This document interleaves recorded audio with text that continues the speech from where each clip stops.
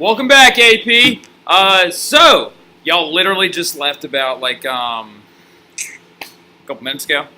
So the flip tonight is very, very crucial because we definitely argued which Beauty and the Beast song is better for like a solid 10 minutes. So really quickly, I just want to say that today was absolutely phenomenal when it came to like the discussion and the ideas of like questioning secular life and like what your experience person to person now it exists, and like how it's crazy to think that you guys are outside of my room right now, like living your own lives, and I can't perceive that.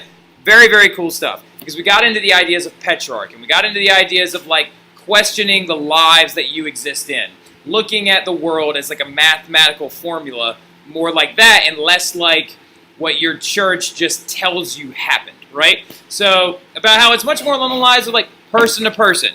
What is your life like? What is your potential, right? That is a key word when it comes to talking about Renaissance humanism.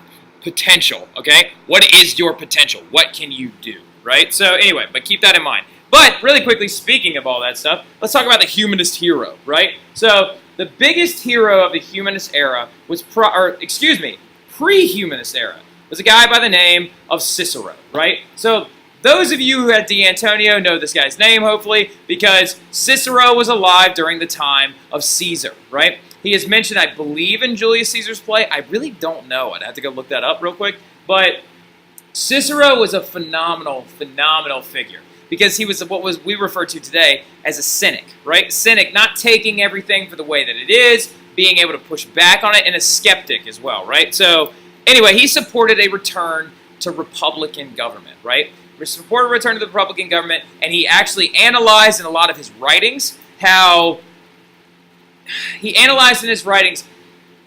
reign of the emperors was actually doing more harm to Rome and the size of the empire than it was doing good, because the emperor was suppressing the potential of each individual, right? So, like I said, he's a big-time humanist. The ideas of potential, what can you do? What are you worth, right? Very phenomenal stuff. So Cicero, his writings, honestly, are just like the big humanist banner during the Roman Empire, before the Middle Ages, way long ago in the early ADs, right? Around like in the early, actually the BCs, because Caesar came to power in 31 BC. So just phenomenal individual. Phenomenal individual. He's very important. Circle him, star him, very important stuff, right? Now, fun fact though, you don't have to write this down, but apparently Brutus, when he stabbed Caesar in the back, actually screamed Cicero's name whenever he was stabbing him. Now, later on, this is going to lead to Cicero being hunted down by the imperial guard, the Praetorians, and actually being executed in his own home. So, but Cicero literally died because of questioning, right? He died questioning the authority, questioning the established order, right? So, now, speaking of humanists, this is Leonardo Bruni, right? Leonardo Bruni is a huge Cicero fanboy, right? He was in love with the ideas of Cicero. And he actually linked the decline of Rome to the decline of the Latin language following the death of Cicero. So he literally believed that if you were to ask Leonardo Bruni, which he's also very important, he's a humanist, if you ask Leonardo Bruni, as a historian, who's the most pivotal person in history, he'd probably tell you Cicero. Now, the irony is like he never saw Napoleon, so... Ugh. Now, anyway, he was an Italian historian. His biggest contribution to the humanistic perspective was he separated history into three distinct chunks: ancient, medieval, modern, right? And he clarified his ideas as him and the humanists and the Renaissance era being the first modern people, right? So... let's keep going, though. Now, anyway, this is going to induce a huge thing as well. Because one thing you need to know is that every humanist, honestly, during the Renaissance, they have a Plato obsession. They are super into this guy. I also am, too. This is actually me next to one of Plato's busts that was actually created following his death very early on. It was really cool. It was in the Uffizi Gallery in Florence, so I'm a big Plato fan as well. But many Renaissance humanists linked their ideas to that of Plato, right? He linked his ideas to that of Plato, and also this is going to bring around the ideas of rationalists versus empiricists, right? So what I want you to do really quick is right here, I want you to make like a very small T-chart in your notes. So rationalist on one end, and then your line, and then empiricist on the other side, right? And I want you to leave about 4 spaces, okay? About 4 blank lines. So we're going to talk about this stuff tomorrow, okay? So, rationalists, empiricists, bam, bam, 1, 2, 3, 4. 4 areas of blank space, okay? Because he actually is the premier rationalist. Plato, big-time rationalist. He believed that you literally can figure out anything by just using the power of your rationality. Whereas Aristotle, when we get to him, was an empiricist. He believed that the only things we really know are things we experience on a day-to-day level, right? So anyway, keep going forward, though. Marsilio Ficino, right? Speaking of the Plato obsession, huge Florentine humanist, patroned by the Medici family, and actually tried his best to revive Plato's idea of the academy, right? And translated his works into Latin, which is phenomenal, because remember, where is Plato from? Very, very good job, Mr. Fom. That is right. He is from ancient Greece, right? So all of his writings were written in ancient Greek. Some of them were actually even written in Arabic, because when the Arabic empires actually took over large chunks of former Greek empire, they actually took a lot of their writings and a lot of their intelligence. This actually helped lead to a golden age during the Arabic golden era, after following 600 after the arrival of Muhammad.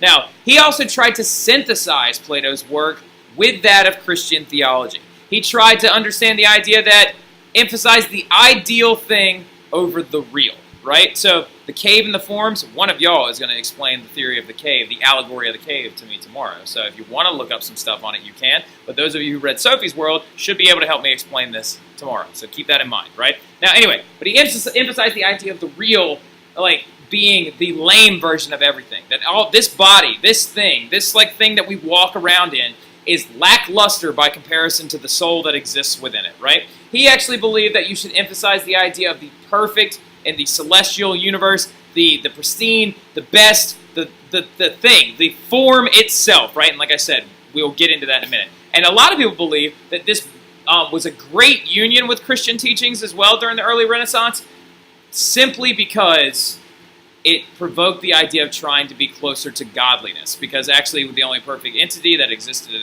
in our universe and in existence is supposed to be that of God himself, right? So be closer to God by trying to be your perfect form or your perfect self. Now, keep going though.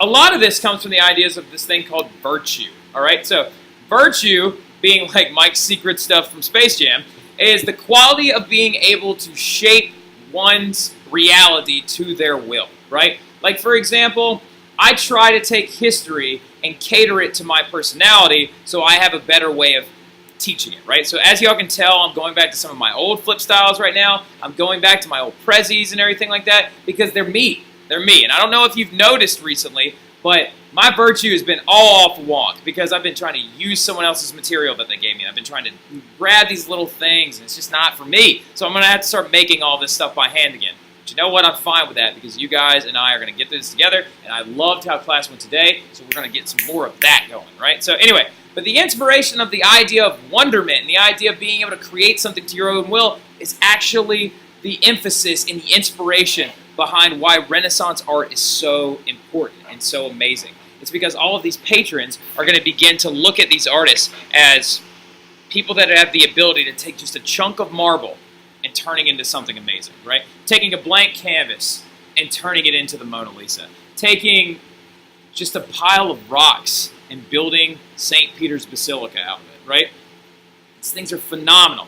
We walk by them every day and we're very jaded by it and we don't see it very much anymore. But you really got to step back and really look at the world for what it is, and it's just like our ability to create is mind-blowing, right? So, and a lot of that comes from our virtue, right? So anyway, so not virtue like the moral virtue, a little bit different, right? And this is where we're going to stop off today. This is the last big Renaissance humanist when it comes to just the school of thought itself. His name is Leon Battista Alberti, right? He is the premier Renaissance man, all right? What a Renaissance man is, write this down really quick next to Renaissance man in quotes. A Renaissance man is someone who is talented at a number and a multitude of different things, okay? So, for example, Leon Battista Alberti was not only a philosopher or a mathematician, or an artist, or an author, and an architect, or a poet, or a priest, or a linguist, or a cryptographer. He was all of them. He actually wrote all of his journals in a code. Every time he said he in his journal, he actually was talking about himself, right? So, and a lot of people were like, oh, is he trying to like stab at the religion and stuff like that? Is he trying to go against God? And actually it's pissed off the Pope really bad, so much to the point that he ordered the destruction of one of his early churches. All right, but this actually is one of the churches. This is Santa Maria Novella. This was designed by by Alberti himself. And mathematically, it's almost perfect, right? Almost, I say almost, because there is only one, every single thing, if you broke this down into its basic elements, every figure, every structure, everything, every roof built top, every pillar, all of it is symmetrical. All of it is symmetrical. The only part that's not is this one figure right there. And he actually did that to try and show these minor imperfections. Well, some historians believe this anyway. The minor imperfections that exist around us every day. But everything else, down to the last little figures and the last little shapes, are perfectly foldable and symmetrical, right? So, phenomenal building. It's one of my favorites. I can't wait to go see it. This one is actually in Florence. It's one of the oldest churches in Florence. I didn't get to see it while I was over there, unfortunately, because it's on the other side of the city. But just an absolutely massive, amazing piece of art. And that, if you can't tell, my favorite piece of art from the Renaissance is architecture, because I think the ability to like build giant shelter is like just, oh god, it's mind blowing. Anyway, but yeah, so this is definitely, these are all the humanist theories that we talked about today. Tomorrow we're going to get into Renaissance education, how the ideas of educating the people around you and becoming a bigger, better, badder society is going to jump up. And yeah, so we'll get to that soon. But so yeah, big, really important thing is kind of, if I were you tonight, like just highlight the guys' names and be able to distinguish between their core thoughts, right? Like you need to know Ficino is the guy that's like a big Plato buff, and he's the one that tried to translate all of his works back into Latin and actually tried to reinvigorate his academy. You need to know that Brun is the guy who actually broke up history into like understandable, measurable, studyable chunks, right? Ancient, medieval, modern. And you need to know that, who is the guy that we talked about first? You need to know about Cicero and Petrarch as well. These big, bad humanists, right? These big, the good ones early on, okay? So, it was phenomenal. Really enjoyed class today. Can't wait to see you guys tomorrow. And you know what? I've decided early on that it's like, I'm just going to be excited about it because I love this stuff, all right? So, but I will see y'all tomorrow, AP. Can't wait.